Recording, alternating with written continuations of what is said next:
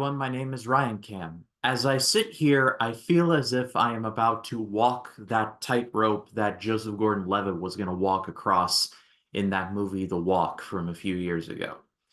This is the start of a year-long series on this channel where I'm going to try and review every movie that came out in the year 1999. Now, immediately, some of you are going to be asking, Ryan, why are you doing this? Well, a couple reasons. Number one, things coming out in 1999 are going to be turning 25 years old this year. I'm sorry if I made you retroactively feel old. Like, that wasn't my intention, but it's the truth. And number two, 1999 has always been proclaimed as the best movie year of all time.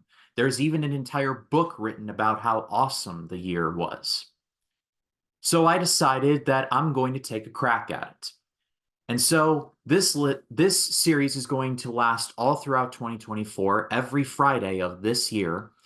And the series will basically be me reviewing 2 or 3 or maybe more movies that came out on or around this date in 1999. More cases than not around. So with that in mind, here are a couple of ground rules for this series. Number one, I just will not be able to watch every movie that was released in 1999 that was all around the world. I'm going off of the American release calendar.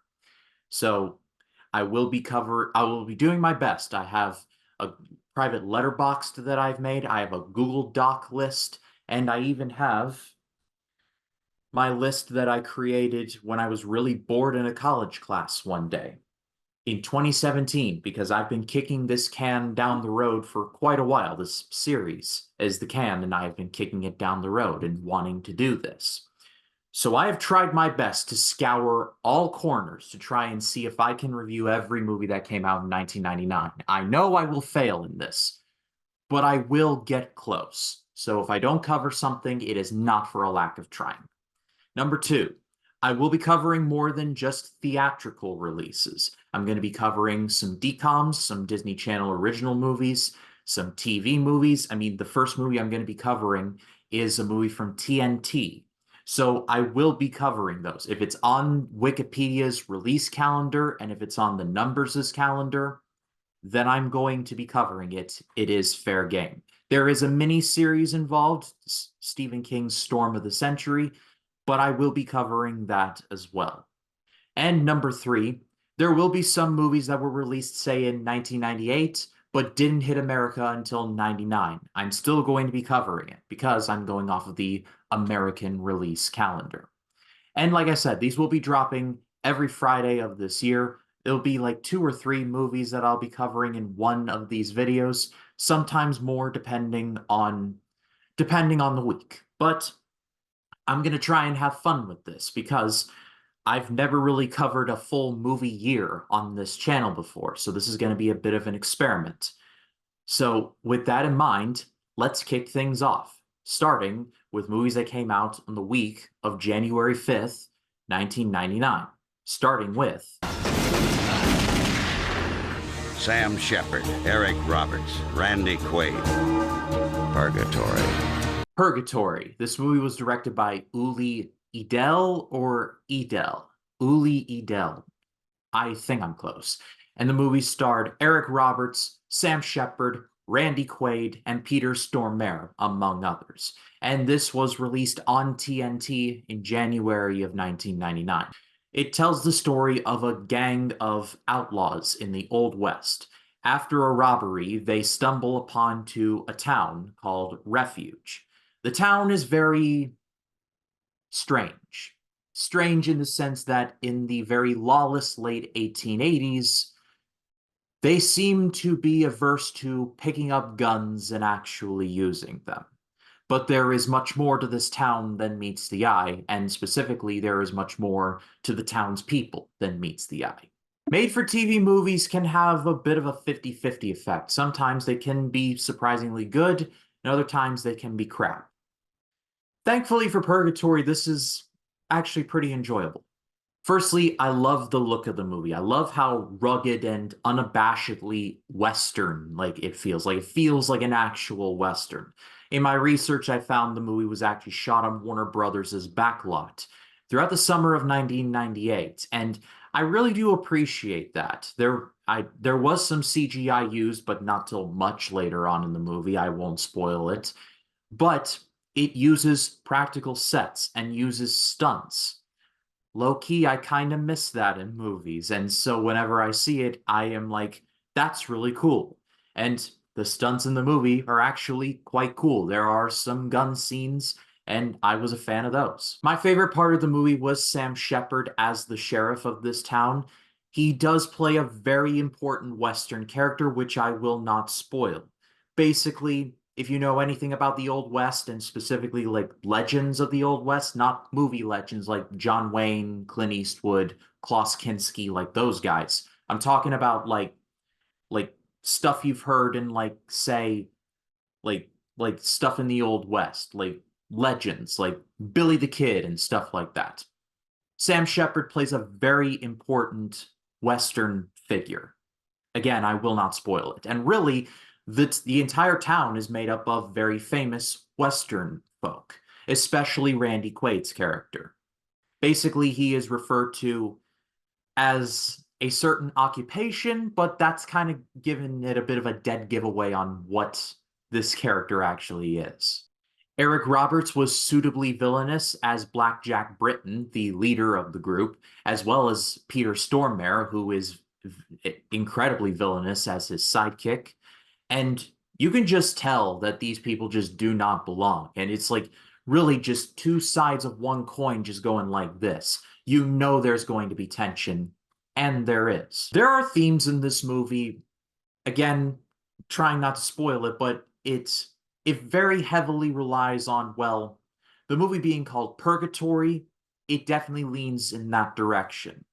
But I feel like they went a little too subtle with it. In my research, I found the director didn't want to go too much with anything supernatural, which I do respect, but at the same time, I feel like if he leaned into it a little more, it would have been, I would have appreciated it if it were a bit more pronounced, I guess. But ultimately, I'm going to give this a good rating. This was a very fun and largely good TV Western. I didn't expect much from it, and it exceeded my sort of low expectations. If for nothing else, turn into it for Sam Shepard's performance. He is quite good. And now let's pivot from TV Western to TV educational film. Our Friend Martin. All we need is a dream and the courage to make it happen. Coming exclusively to video from CBS Fox. Our Friend Martin was made by Deke Entertainment and was released through 20th Century Fox as an educational made-for-TV film. And it has a loaded cast. I'm just going to read off some of the names here. It has Lucas Black, before he was in Fast and Furious Tokyo Drift, among other things, LeVar Burton, Jaleel White, Ed Asner, Angela Bassett, Danny Glover, Whoopi Goldberg, Samuel L. Jackson, and James Earl Jones. And that's literally just naming a few. I haven't even mentioned yet, like Ashley Judd, Susan Sarandon, and John Travolta is in this movie for a small part. And just like the title suggests, the movie is about Martin Luther King. Sorta. It's more about two kids that end up going to a museum. They don't really want to go to the museum, but they have to go for grade purposes because you had to go to a place, a very educational place, for it would count to your final grade. It was just the style of the time. But then they stumble upon a Doctor Who-esque time warp, and they end up in the 40s with a very young Martin Luther King Jr. And they basically see him on the road to becoming the civil rights activist that we know today. It really feels like a product of the times, not just for the cast, though the cast is very loaded, and I'm surprised slash not surprised that they were able to get this many people, like very famous names, especially at that time, to get on board with a movie like this. However, the movie feels very much like a made-for-TV special to be shown and wheeled in on one of those AV carts with the big boxy TVs. Like the teacher was lazy that day and just like throw on an educational movie like Our Friend Martin. There you go for the next 45 minutes or whatever. And I am not trying to make fun. That happened to me when I was in school too, so I'm not trying to I'm not trying to make fun of anyone here, but I guess my point is that this movie feels a lot like, at best, a Twilight Zone episode, and at worst, like a not particularly great Captain Planet episode. Like, and I like Captain Planet. It's very cheesy, but I do like it. It has a very similar style, animation-wise, to Captain America, or Captain Planet, excuse. I appreciate the fact that they wanted to make a Martin Luther King, movie that is aimed at middle/high school students. I respect that. But I remember when I was going to school, we were watching clips of Lincoln. Like if we wanted to learn about something that Abraham Lincoln did, we were watching Lincoln and To Kill a Mockingbird, the Gregory Peck one, not this. And again, I understand it was the late 90s. I understand that. But when this movie goes into the whole time warp thing, and you get these characters experiencing racism, which that admittedly that was treated very well. And then you get an It's a Wonderful Lifestyle where Martin Luther King had never gone into civil rights, and you see like Jim Crow laws, but in the 90s.